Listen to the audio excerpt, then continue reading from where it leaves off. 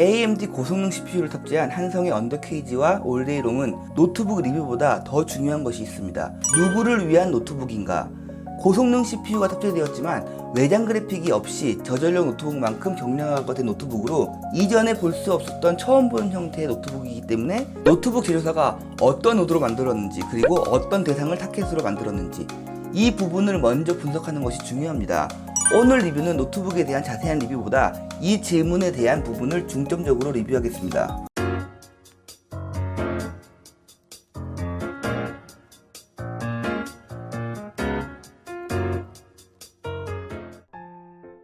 반가워요, 다성이 아빠예요. 노트북 CPU는 크게 U로 끝나는 저전력 CPU와 H로 끝나는 고성능 CPU로 나눌 수 있습니다. 뭐가 좋고 나쁘고가 아닌 두 CPU의 사용 범위가 달라요. 저전력 CPU는 단어 그대로 전력이 낮기 때문에 성능도 낮지만 배터리가 오래가고 휴대성이 좋습니다. 고성능 CPU 역시 단어 그대로 성능이 높고 전력도 높기 때문에 배터리가 오래가지 못하죠. 그래픽 작업용, 게임용과 같이 특정한 목적에 의한 사용이 많고 특정한 목적에 부합하기 위해 고성능의 외장 그래픽이 함께 탑재되어 있습니다.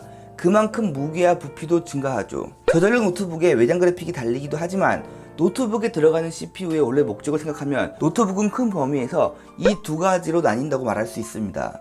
한성의 언더케이지와 올데이롱은 고성능 CPU의 노트북인데 외장 그래픽이 없습니다. 라이젠 CPU의 내장 그래픽을 사용하는 거죠. 그렇기 때문에 저전력 노트북과 비슷한 구조를 가질 수 있습니다. 얇고 가볍게 제작이 가능한 거죠. 하지만 CPU 자체는 고성능 CPU이기 때문에 성능은 꽤 높게 나옵니다.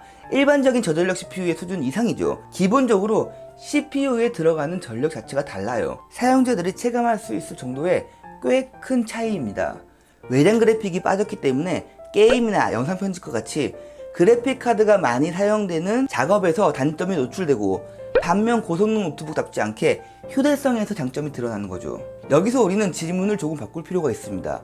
외장 그래픽이 없는 고성능 노트북은 누구를 위한 노트북인가? 혹시라도 고성능 CPU가 탑재되었다 해서 게임이나 영상 편집, 그래픽 작업을 생각했다면 좋은 접근이 절대 아닙니다. 물론 저전력 CPU를 탑재한 노트북보다는 당연히 좋겠지만 가격을 고려했을 때, 그리고 용도를 고려했을 때 절대 좋은 판단이 아닙니다. 이 노트북의 용도를 보세요. 우리가 노트북 스펙시트를 볼 때 이런 중요한 부분을 항상 놓칩니다. 사무 인강용, 이렇게 친절하게 적혀 있잖아요. 이 노트북은 저전력 노트북과 사용 범위가 같습니다. 지금 저전력 CPU에 MX250만 탑재되어도 그래픽 작업용이라는 용도가 추가되기 때문에 4600H, 4800H의 내장 그래픽이 MX250보다 못하다는 것을 알 수 있는 거죠. 그렇다면 이 노트북을 사서 게임과 영상 편집을 하면 안 되는가? 라는 질문을 할 수 있는데 그건 절대 아니죠. 더 낮은 사양에 4500유로도 충분히 게임하고 영상 편집합니다. 제 말은 이 노트북의 용도에 들어갈 만큼의 충분한 사용을 보장받지 못한다는 거죠. 초보자들이 이 노트북을 보면 드디어 게임을 할 수 있는 1kg의 가벼운 노트북이 나왔구나, 이렇게 생각하기 굉장히 쉽습니다. 그래서 제가 좀 더 확실하게 말씀드리는 거죠. 게임과 영상 편집을 메인으로 한다면 절대 추천하지 않습니다. 그렇다면 제가 리뷰어로서 이 질문에 대한 대답을 드리자면 1. 저전력 CPU에 대한 답답함이 있는 사용자. 2. 장기적으로 빠른 속도를 유지하고 싶은 사용자. 3. 개발자. 라이젠 4500U 혹은 라이젠 4700U의 CPU가 아무리 성능이 좋아봤자 TDP 15W의 저전력 CPU죠. 다중작업을 많이 하는 사용자라면 답답함을 느낄 수 있습니다. 저전력 CPU 특유의 끊김이 분명히 있어요. 그런 버벅이는 느낌이 싫다면 이 노트북이 아주 좋은 선택이 될 수 있습니다. 그리고 노트북을 장기간 사용하면 아무래도 프로그램들을 많이 설치하게 되고, 그러한 설치가 반복적으로 일어나면 노트북은 느려질 수밖에 없습니다. 하지만 CPU 자체의 성능이 좋다면 이 느림을 체감하기 힘들죠. 윈도우 초기화를 하지 않고 오래 빠른 속도로 노트북을 사용하고 싶다면 좋은 선택이 될 수 있습니다. 1번과 2번에 부합되는 가장 좋은 사용자가 바로 개발자입니다. 저는 이 노트북을 처음 봤을 때 그냥 다른 생각 없이 개발자들을 위한 노트북이라고 생각했어요. 노트북 휴대를 많이 하는 개발자 혹은 프로그래머를 위한 최고의 노트북이라고 생각합니다. 물론 그래픽카드가 중요한 개발자들도 많지만 보통 프로그램을 다루는 개발자들은 사실 그래픽카드가 그렇게 중요하지 않거든요. 그렇다고 저전력 노트북 사용하기에는 성능이 많이 답답하고 어쩔 수 없이 두껍고 크고 휴대성이 떨어지는 고성능 노트북을 사용하는 거죠. 그런데 개발자들은 보통 이동하면서 사용을 많이 하기 때문에 휴대성도 중요합니다.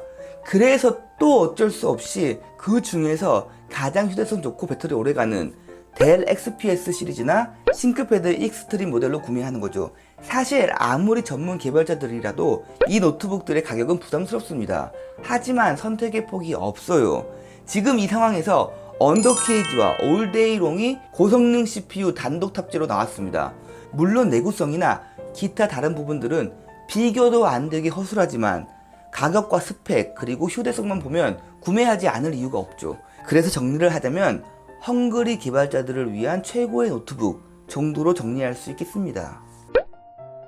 누구를 위한 노트북인가? 제가 처음 던졌던 질문에 대한 대답이 충분히 되었다고 생각합니다. 이 부분은 노트북 선택에 있어서 굉장히 중요한 부분입니다.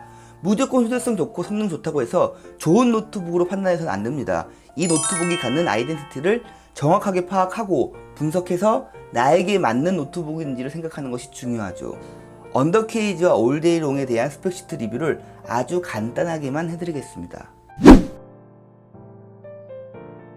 먼저 큰 범위로 언더케이지와 올데이롱이 있고 모델마다 4600H와 4800H 중 고를 수 있습니다. 4800H 모델은 기본 용량과 램이 좀 더 높습니다. 비싼 가격만큼 높기 때문에 무조건 높다고 좋은 것은 아니고 본인의 사용 범위에 맞게 선택하시는 것이 중요합니다. 언더케이지는 14인치로 무게에 중점을 둔 노트북입니다. 1kg의 노트북이라고 생각하시면 되고 배터리 용량이 그리 크지는 않습니다. 올데이롱은 15.6인치로 사용시간에 중점을 둔 노트북입니다. 15.6인치로 크기가 좀 더 커진 만큼 무게가 늘었고 배터리 용량이 91W로 아주 좋습니다. 전원을 뺐을 때 CPU에 얼마나 많은 전력 제한을 주는지가 휴대성에 아주 중요한 요소가 됩니다. 두 모델 모두 고성능 CPU가 탑재되었고 2펜 2히트 파이프가 들어갔는데 언더케이지 1.1kg, 올데이롱 1.5kg을 가졌다는 것은 경량화만 보면 세계 최고 수준으로 볼 수 있고 반대로 전체적으로 얼마나 부실한지를 간접적으로 알 수 있습니다. 디스플레이 스펙이 아주 좋고 PD 충전 지원합니다. 하지만 PD 충전 사용 시 90W 이상의 충전기를 권장하기 때문에 사용성은 좀 떨어진다고 볼 수 있습니다. 저는 그냥 정품 충전기 사용을 권장하고 PD 멀티허브 지원한다는 것 정도를 장점으로 생각하면 좋을 듯 합니다. 키보드는 좋게 볼 수가 없습니다. 정말 최악의 레이아웃을 가진 키보드로 15.6인치의 텐키리스 키보드가 들어간 것은 사용자에 따라 장점이 될 수도 단점이 될 수도 있습니다. 좋은 성능을 충분히 이용해서 고해상도 모니터에 출력을 원활하게 하면 좋겠지만 이 부분까지 생각을 하지 않은 듯 하네요. HDMI 1.4 버전은 UHD 모니터에서 초당 30프레임밖에 나오지 않습니다. 모든 노트북에 HDMI 2.0이 필요한 것은 아니라고 생각하지만 성능이 워낙 좋기 때문에 이 모니터 출력에 대한 아쉬움이 더 크게 느껴집니다. 이 노트북은 휴대용 데일리 노트북으로 보는 것이 맞습니다. 단지 성능이 좀 좋을 뿐이죠. 이렇게 접근했을 때 고성능 CPU와 47W의 배터리는 다소 어울리지 않다고 생각합니다. 물론 배터리 관리를 위해 전원을 뺐을 때 전력 제한을 많이 걸었겠지만 그럼에도 불구하고 막상 작업을 하면 분명히 배터리 압박이 올 수 있는 용량으로 보입니다.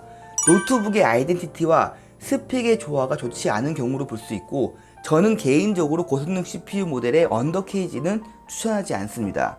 제가 개발자라면 혹은 저전력 CPU 성능에 답답함을 느끼는 사용자라면 올데이롱 4600H에 램을 16GB 추가해서 총 24GB로 사용할 것 같습니다. 이 구성은 가격으로 보나 성능으로 보나 최고의 선택으로 볼 수 있죠. 데일리 노트북으로 충분히 사용하면서 동시에 고성능의 작업, 때때로 그렇게 좋지는 않지만 영상 편집과 게임도 할 수 있는 전천후 노트북으로 사용 가능합니다.